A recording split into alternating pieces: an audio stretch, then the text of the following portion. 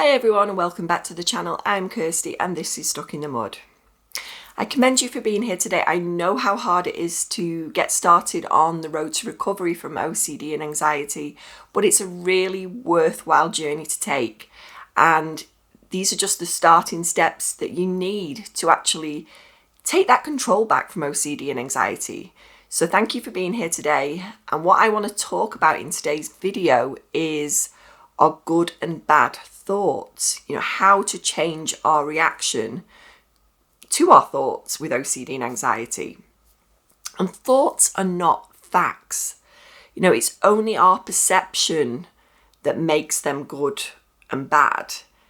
And also how we perceive them as negative or positive. And we hear a lot about this now, about, positive vibes only. And this really is unhelpful, especially to people that are struggling with their mental health, with OCD, for example. For someone then to say, well, you need to stop thinking so negatively, you need to stop this. And the thing is, we can't stop it, and that's the problem. And the more that somebody tells us to stop doing something, the stronger it becomes, because we're kind of demonstrating to our brain that, this is wrong. We shouldn't be thinking like this. So I had to do a lot of research myself over this when I was on my journey to recovery. And I had a lot of help with my therapist. She did a lot of exercises with me. I've talked about in the past when someone would say, don't think of pink elephants, for example. All you can think of for the next few moments, the next few minutes is pink elephants. They just multiply and multiply because someone tells you not to do something, it just gets bigger and stronger. I heard someone say once, the mind doesn't know division and subtraction. It only knows addition and multiplication, because that is how the brain works.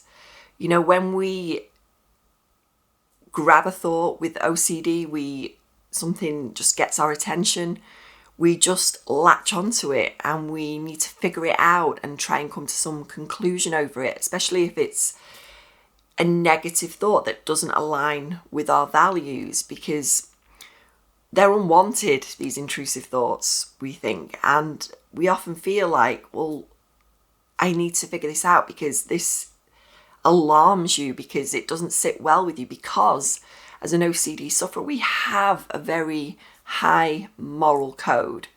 We have a very high sense of what's right and wrong, and justification and rules and laws. We often feel very strongly about those matters, and we often feel very plugged into the world around us and all of the awful things taking place.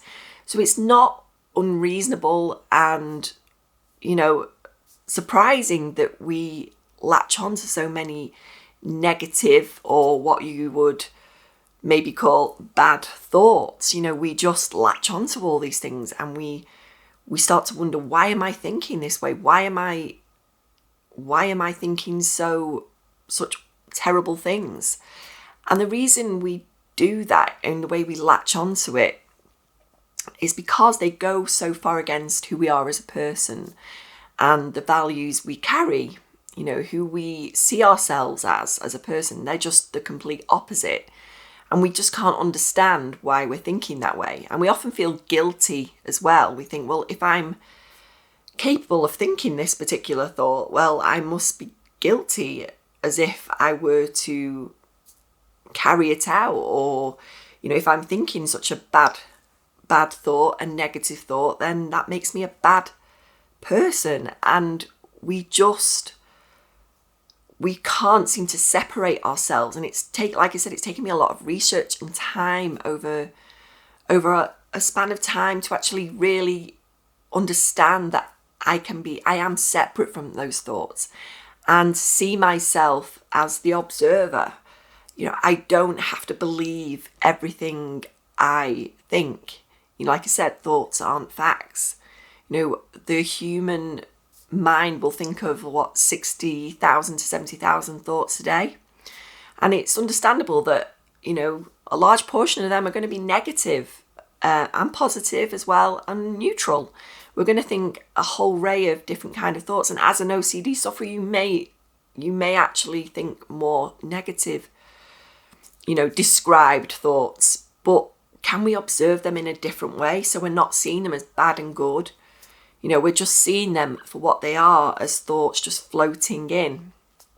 And I've had to get to grips and learn about letting those thoughts just be there, letting them coexist with me, letting them float in and float out again, and not being so, responsive to them. When we want to try and figure them out, we want to work it out, we need to kind of come to some certainty over it and just make ourselves feel better. We feel so much pain and suffering over the types of thoughts we think. And really, when I change my perception of that and I just viewed them for what they are, they're thoughts, that it's an experience we're having of the mind. I don't have to figure them all out. I don't have to view them as good, bad, or neutral. I can just see them for what they are. They're just thoughts that happen. These things will just happen all day long. But if I grab onto them, that is just going to make them stronger and more powerful. And that is what OCD is. It's the doubting disorder. We latch onto a thought and we dissect it because we want to feel like, well, I need to prove that this isn't who I am.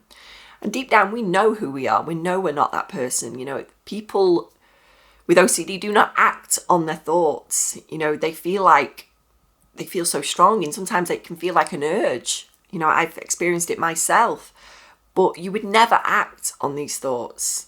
I know, as having this for 40 years, the number of really distressing thoughts, intrusive, unwanted thoughts I've experienced, I have never ever acted on any of them, and some of them are horrendous. I know, because I think I've experienced every pretty much subtype of OCD there is. And once I viewed them for what they actually are, just events of the mind, and I've just had this relaxed awareness to their presence. I can feel them coming in and be like, okay, yeah, I know you're there. I know you're there. You can hang out for as long as you want, but I'm going to leave it alone. I'm not going to make it any worse. Actually, one job is not to make it any worse than it is, because once we latch onto it, of course, our brain is taking notes, going, hey, this is important. I need to keep hold of this. I need to figure it out. And once we do that, it just grows and does get worse, because then it can filter off into different thoughts, and it just becomes this huge mess of lots of different thoughts that aren't true. We're just making everything so much worse than it needs to be, because everybody experiences negative, so-called bad thoughts, but they just discard them as quick as they come in. But when you have the OCD brain, of course, we don't probably have the same rational way of thinking about things, and there is differences, but that doesn't mean that you can't do anything about it. And I think this is people misunderstand with OCD, and they often think that, well, this is me for the rest of my life. This is who I am now. I can't do anything about it. But that's not true. We can change these neural pathways in our brain and actually, change the way we react to thoughts. We can do something about that. We can't do anything about the thoughts coming in. They will come in, but we can change our reaction to them. And this is what I'm talking about in this video. We can have a relaxed awareness, and you may feel a surge of anxiety when you feel an uncomfortable thought, but feeling uncomfortable is good. That is part of the healing process. When we feel that discomfort, but we're letting it be there, that's great, because you're on the right track. You're on the track to healing, because, we're telling our brain that this is okay. This is okay that thought's there. Yes, I'm feeling some discomfort in my body, and that will pass on its own as well. It will fade away, because our brain realizes, well, I don't need to be scared of this anymore. I don't need to fear this, because once we're not responding in the same way, our brain just lets it go. And that's the beautiful thing about detached mindfulness and metacognitive therapy. And it's helped me so much in my life to realize that, I can do something about this. This is not a life sentence. This doesn't have to be my forever after. This can heal. And, we can change these pathways in our brain, and this is the beauty of it. We can change that because over time with OCD, we develop safety-seeking behaviours and unhelpful strategies to try and cope with it, these coping skills, and they're not helpful because all we're doing is we're involving ourselves in it. Any thought is allowed. And that was quite, I think, a breakthrough moment for me with my therapist when she said that. I was like, wow, any thought? It's like, because we're like, I can't think this way. I can't think this particular thought because this makes me a bad person. That's just perception. They're just these thoughts that arise in the mind, and we don't have to follow them. We don't have to figure them out. We don't have to analyze. And part of this as well, not engaging with rituals. We don't have to engage in that ritual. Again, it's going to feel, it's not going to feel nice. It's going to feel, at first anyway, it's going to feel uncomfortable, and you're going to feel that discomfort in the body. But over time, you will realize it will get easier to do that. And that is where I am now, and I get these uncomfortable thoughts, which I still do, but I don't react in the same way. I can be like, okay, yeah, I know you're there. And I know something has maybe triggered me that I've read online or, I've seen on social media. But rather than go and try and figure it out, ask for reassurance, do a ritual, I just let it hang out and be there, like coexist with me and have the relaxed awareness of its presence. Because pushing it out is only going to send that message to your brain as well that this doesn't belong here and I need to get rid of it. So our brain's like, okay, then I'll hold on to that because it thinks, well, this is important. I can't forget this.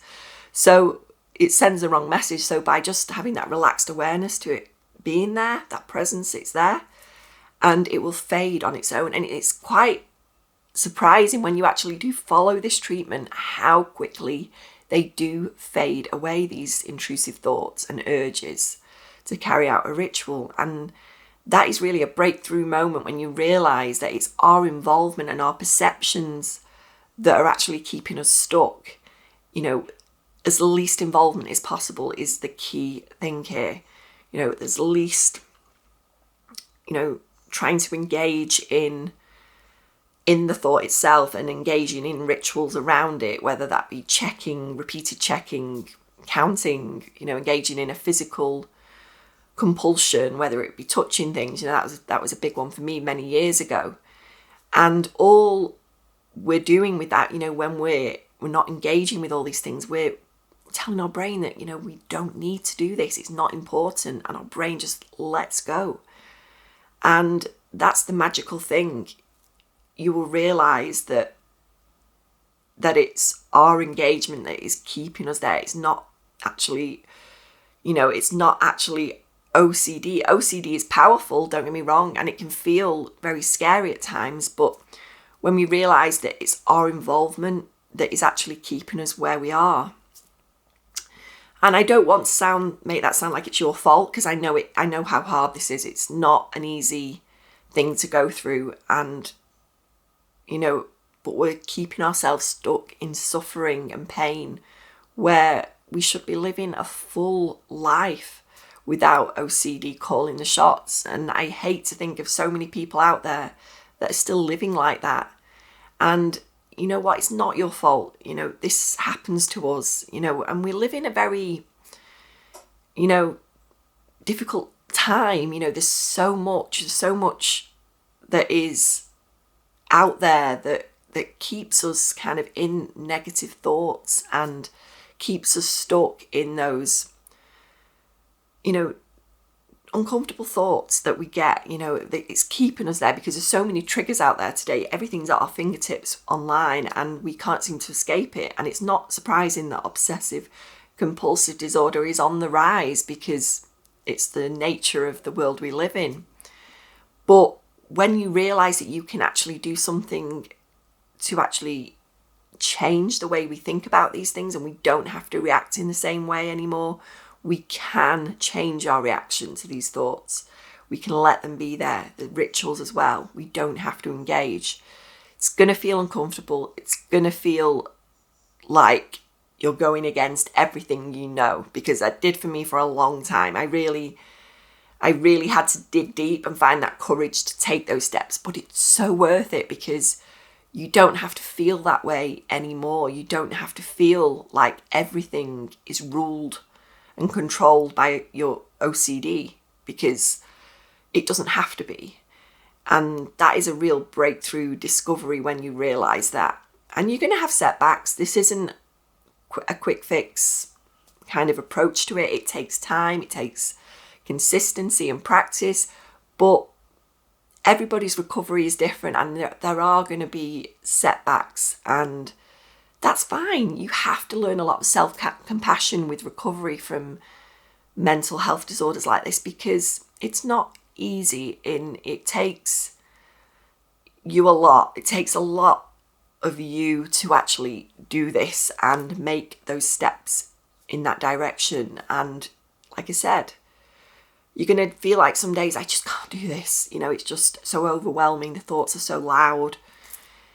And just be gentle with yourself. I would say that. Be very kind to yourself, because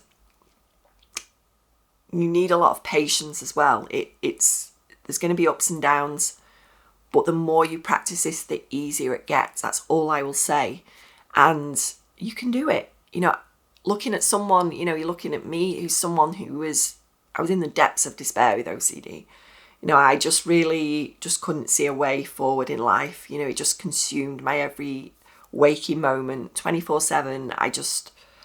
It just controlled me, from waking till falling asleep. In fact, I couldn't wait to go to sleep at night, because it just gave me a break from all the intrusive thoughts, and just it just consumes you.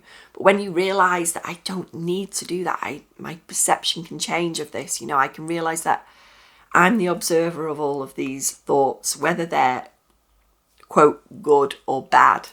They're just thoughts floating in of my consciousness. I don't need to react, and it gives you some space then. And that's the beautiful thing about this. When we realize we're the observer of our thoughts, it gives us that space where we can just be and have that relaxed awareness to what's coming in and out, and just let it kind of flow through you. And it really has helped me get to where I am today. So I hope this video has been helpful to make you realize that any thought is allowed. Good, bad, neutral. They're just all thoughts. We don't have to react so strongly to them, whatever the nature of them is. And I know they can be quite alarming, some of these thoughts. Everybody gets them, but even the ones that you don't think other people will, they will get them, but they're so fleeting they barely even notice. It's normal to pick up on things in our environment and latch onto them, especially someone who suffers with OCD. They don't define you. They don't define who you are as a person. So let me just make that clear. You are not your thoughts. And, they can feel real, but they're not. They're just a product of the mind, and you can get past this. You can heal, and you can get better. So thank you for watching today. I hope it's been helpful. Please remember to like the videos and subscribe to the channel if you haven't already, and I will see you next time. Thanks for watching.